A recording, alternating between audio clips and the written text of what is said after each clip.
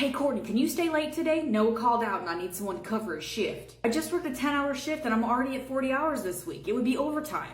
I know, it already got approved. We just really need your help today. Why don't you go ask Janet to cover it? She's been asking for more hours this entire week. Because Janet's Janet and we're already short-staffed. Okay, then maybe you should do some training. I can't today. Why not? What do you have going on that's more important? I mean, no offense by this, Ron, but I hate this place. I don't want to be here 1 second longer than I have to. Can you just do it for today, Courtney? We could really use your help. I'm sorry, Ron, but I can't. I have to go pick up the kids. Oh, well, why didn't you just say that, Courtney? I'll go see if Tiffany can cover the shift. All right, I'll see you tomorrow, Ron. Hey, Tiffany, Noah called out. Do you think that you can cover a shift this afternoon? Yeah, that's no problem. Thanks, Tiffany. I appreciate it. Hey, were you able to get Courtney to stay late and cover Noah's shift? Nah, Courtney said she had to go pick up her kids today, so she couldn't do it, but Tiffany could. What? Courtney doesn't have any kids. She told me that she couldn't because she had to pick up her kids. Why would she lie about that? Did she tell you no already before she said she had kids? Yeah, she did. Did you accept it or did you question it? Well, I mean, I questioned it because I just wanted to know what she had that was more important than staying after. Okay, well, when she said that she couldn't because she had to pick up the kids, did you question it or did you just accept it?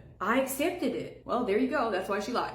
And this actually brings to light an area that you need to work on as a manager because an employee having kids versus an employee not having kids is irrelevant. Because an employee doesn't have to give you what you deem as a valid excuse to not pick up additional hours. They're not calling out of work, they just don't want to take on more hours. And if they say no, that's the end of the discussion. Go ask another employee. You want to know what, Tammy? You're right. I was just a little biased because I myself have kids, but somebody without kids has just as much right to say no to additional hours than somebody who does have kids without getting a guilt trip from me. You're fine, Ron. Unfortunately, I made the same mistake when I was first starting out being a manager. I was so concerned with getting the shift covered that I would just really hone in on the employees that didn't have kids. But luckily, I realized that just because an employee doesn't have kids doesn't mean that they don't have an active life outside of work or other obligations. And that when they say no, it's just as valid as when somebody else with kids says no. You're right, Tammy. I'm gonna do better in the future.